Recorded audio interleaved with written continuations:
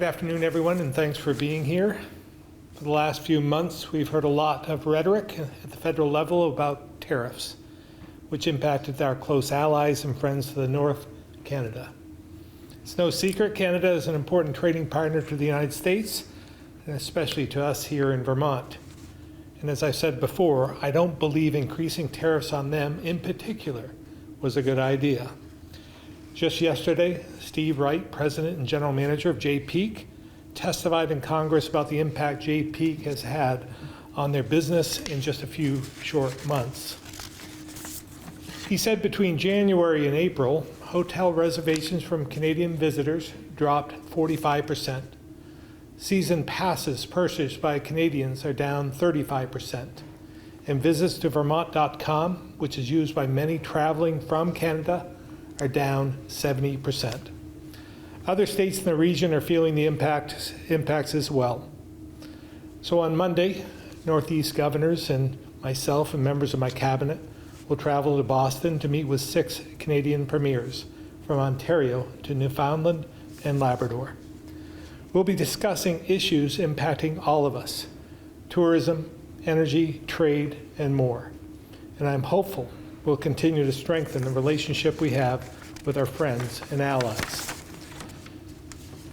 And while there's been a lot happening on the national level, there's also quite a bit going on here in Vermont, which is why I'm sure most of you are here. At the beginning of the session, I laid out my vision for transforming Vermont's education and finance system.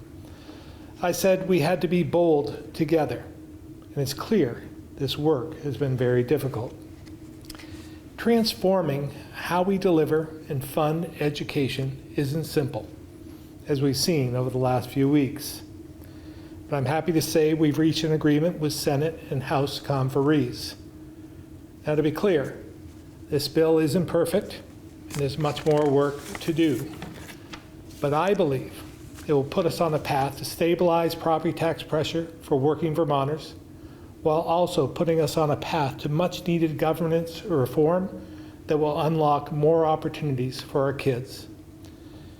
As I said from the beginning, we have the opportunity in Vermont to make our state more affordable, which while also ensuring more of our dollars directly benefit our students and schools. If this bill passes next week, it's just the start. The work needed next year will be just as challenging, if not more. But to get to that work, we must pass H.454 first. So I want to thank the House and Senate conferees, the Speaker, and Pro Tem for their commitment and compromise, as well as Connor Kennedy and Ashley Moore. I'd also like to thank my whole team for their work: Secretary Saunders, Deputy Secretary Briggs Campbell, Deputy Commissioner Rebecca Samaroff, and Jake Feldman from the Tax Department, Secretary Sarah Clark, and my Policy Director Jason Malucci, and others that have helped get us across the finish line. We'll engage with legislators over the weekend to bring them all the details on the bill in preparation for their return next week. So with that, I'd be happy to answer any questions. What was the final piece for you that brought you to yes? Well, there was pieces all along the way, and there was a lot of work that had to be accomplished. Independent schools was important to Senate conferees, important to us as well. The classifications were important to me, and making sure that we had protection so that they weren't a default to the classifications in the end without votes being taken in the House and Senate. So we got through a lot of that, and again, it's not perfect, but I think it's workable.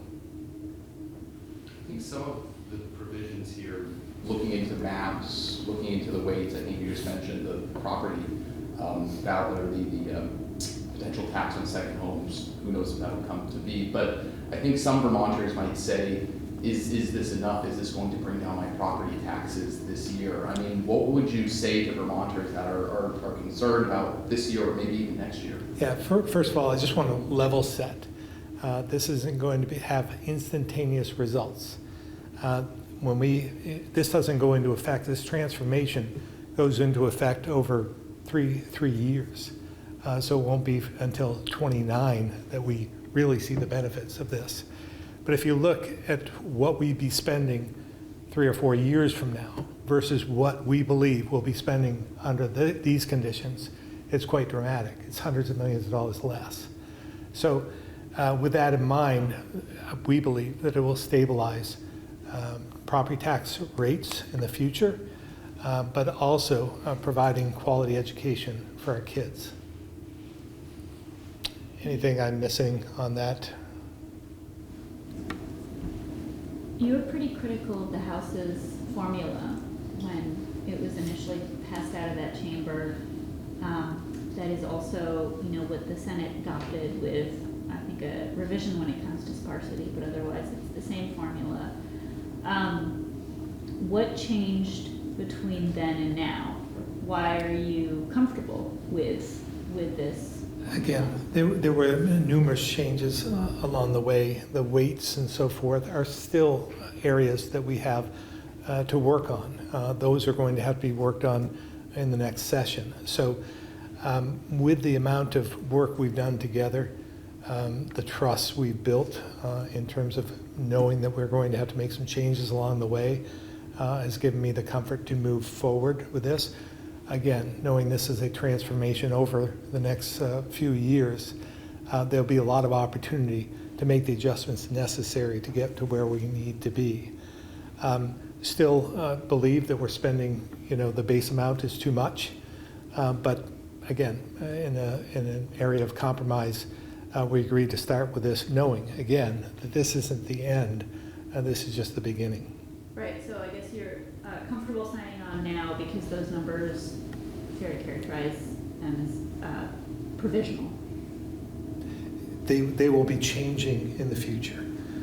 So again, we had to start somewhere. We need to get through this initial phase, then get to the next phase to make some more changes along the way. So again, we got a lot of work to do. As I said in my remarks, this next session might be as difficult, if not more difficult, than this session. What will you be doing this weekend? Of course, it has to pass. The House and Senate bodies have to concur with these changes. That's 3 conferees. That's 3 senators. What will you be doing to get to 15 or more? Yeah, my team will be engaging, just providing information to at least the Republican caucuses and possibly some members on the other side as well. And I know the Speaker and the Pro Tem will be doing the same in their conferees. So it's, again, it's a lot of work to make sure that we provide all the details and information that we have so that they can make up their own minds. And they're going to have to look at their own districts and determine whether they can vote for it or not. I don't believe this is a slam dunk by any stretch. There will be Republicans that won't vote for it, and there'll be Democrats who won't vote for it as well. What parts of the bill would you point to show Vermonters they'll be better off from an affordability standpoint in the future? Well, again, just the amount, lower amount we're spending in the base formula, it's still going to be higher than it should be. But again, as we move forward, we're hoping to craft this into an approach with the number of districts that we have that will find the savings we need to provide, again, more equity, but cost control as well. What makes you confident that, spending will stabilize, taxes will stabilize, if the numbers in the formula right now are placeholders? Right? Well, again, it's a starting point, and as I've said, that I don't believe we should be spending any more than we are today. So that's the starting point, and then we'll go from there. I believe that we'll be spending less, and our projections show that we'll save, again, hundreds of millions of dollars over the next few years. There were times this week when it looked like the conferees might not be able to get past their differences on, public schools, private schools.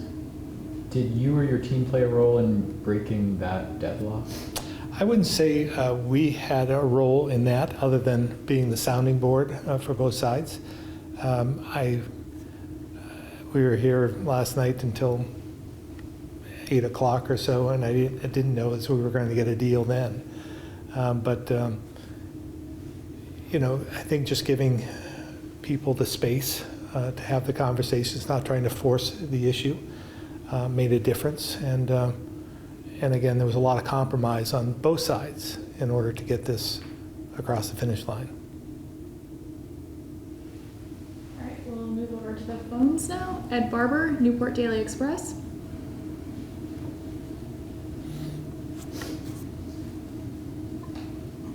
Yeah, good afternoon, Governor. A couple of weeks ago, I talked to you about the foundation formula and its impact on the town of Derby. I just want to return to that, not just Derby, but the town of Holland. It's just a small rural community. Their tax rate under that particular formula would go up 35 cents. My question is before you sign this bill, is your administration going to take a look at the foundation formula and see if it's consistent with the Supreme Court's ruling on the Brigham decision, bring equity of funding to different school districts? We believe that it passes the constitutional test in regards to providing equity. We will have information for legislators so they can determine what this does to their particular district as well. Any idea when that would come out? We're trying to get the information together so that the legislators will have it over the weekend. Okay, very good. Thank you. Keith Whitcomb, Rutland Herald. No questions at this time, thank you. Thanks, Keith. We'll go back to the room. There's widespread protests planned for tomorrow, pushing, I think it's called No King's Day or something to that effect, pushing back on a lot of the policies from the Trump administration. What's your understanding of what's going on? Will there be a law enforcement perspective? What is your message to Vermonters? Well, hopefully we'll continue our reputation as having peaceful protests, and that's key. Believe in the First Amendment right to organize, engage, and voice your opinion. But we want to keep the community safe as well. So I believe that will happen. We haven't heard of anything, we're monitoring the situation, but we haven't heard that there's anything planned that would be counter to that. And again, just want people to exercise their right to dissent, but make sure they're doing it in a safe manner. You've spoken throughout the year about how the closer balance of power in both chambers results in a different style of lawmaking. Do you feel like the agreement you've spoken to on the education bill is that emblematic of the kind of compromise you've been looking for? I don't believe 2 years ago we would have had this opportunity, that we would have been at the table together to get to a point where we would have this transformational change in education that we're going to see today. That's, I think, is essential to making sure that we have something that's affordable for Vermonters in the future. So I think it's been beneficial to have this balance of power so that we're all at the table and we need each other in order to get the legislation passed. Governor, today members of the group Migrant Justice were in front of the State House celebrating your signing of S127, the housing bill, and the protections it will put in place against housing discrimination. Do you have any thoughts on that part of the bill, and is that part in particular that you're proud of in signing this? Yeah, no, I mean, I think it was a great, again, another opportunity where the legislature and the executive branch came together and provided for the needs of Vermonters. Governor, do you have any comments on what's happening in LA and what Governor Gavin Newsom is going through right now in the administration? Yeah, obviously, we are all watching what's happening in Los Angeles, and it's been a trying time, I'm sure, from all perspectives. But there is that constitutional type question that's been brought up, and I think the courts will have to decide on that in terms of calling out the National Guard without the check-in with the governor. So we'll see what happens. It's for the court to decide at this point. But it seems as though things have calmed down and they have everything under control. And so that's good news. It looks like we have one more question from Ed. Go ahead, Ed. Yeah, Governor, I just want to clarify, when you send out this graph or chart of the spending by school district, will it include a projection over the next 3 years so we can see what this transformation will look like? We have a chart. I'm not sure if we'll put that out at this point, but we'll reflect on that. I'm just not sure what we can share and what we can't. Okay, thank you. Yeah, I guess that's gonna be my question too, is, yeah, will those numbers that you're sending to lawmakers also be going out to the press and the public, and if no, why? Well, I know it's tax department information, so that's why I just want to make sure that we're able to share that in whole. But if we can, we will. I mean, it's not like it's people's tax Yeah. Again, I just want to check with the tax department. I'm not saying no, we can't. I'm sorry. I said you're the boss. Yeah, but I'm not the tax commissioner. So I just want to check with them, make sure it's okay.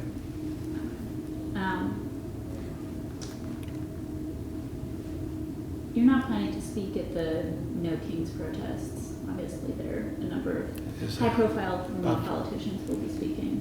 Not among them.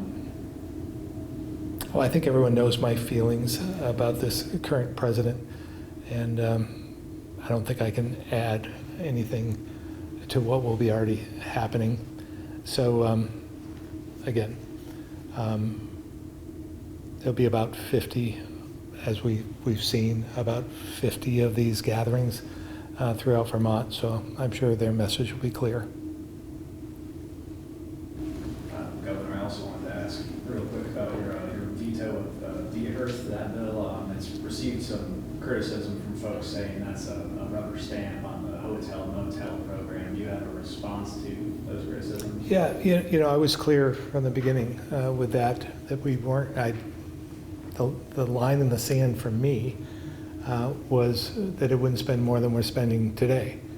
That bill, in conjunction with other spending, was going to be about $7 million more than we're spending today. So that was one concern. Again, I've said as well throughout when I heard about this initiative from the House that it was interesting, but there would have to be a lot of parameters in place in order to move forward with it. And I didn't think there was enough parameters in place to move forward. And we received a lot of feedback from existing shelters that said, you should veto this. This isn't moving in the right direction. So with all that said, I thought a veto was necessary, and we should pick up, there's some good parts to it.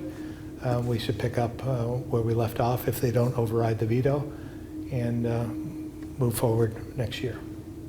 You mentioned your work out of town on Monday. Will you be back in this building at all? And if not, does that pose a problem for whatever wrangling might occur as they try to get this over the finish line? Yes, it's unfortunate that I didn't set the date when you have all the like 6 premiers and 6 or 7 governors on the same, trying to get to the same date and the same at the same time.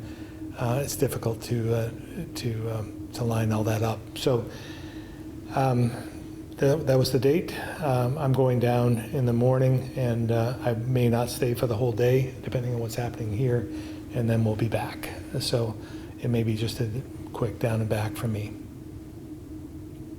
If the vote fails on Monday and H.4 54 doesn't make it through the House and the Senate and, you know, go to your desk, would you call lawmakers back? I would, it doesn't mean the bill is dead, because it's just the Senate or the House and the House voting on whether they agree with the conference committee's report. So the bill is still active, so it can be acted on further. So we'll take one step at a time, but yes, it's that important. Governor, you mentioned this being one of the most difficult, thorny issues. I mean, you've been in the State House for 20-ish or so years. Just how would you gauge just what this process has been like the past 2-3 years about property taxes and education, like difficulty-wise in terms of other issues like pensions or opioids or others? You know, this is obviously, this has probably been as difficult an issue as anything we've faced over the last few years. And leaving the pandemic aside, I mean, that's just a different animal. But this has been a difficult issue. But there have been many difficult issues that legislature and governors have had to address over the years, and some of them are the same. Act 60 wasn't easy. Act 46 wasn't easy. There's been many issues that have been problematic for both the executive branch and the legislature to get through. So this, from our standpoint, this has been difficult, but at the same time, again, the amount of cooperation we've had, the just being able to talk things through with legislative leaders has been good. All right, thank you very much. Thank you.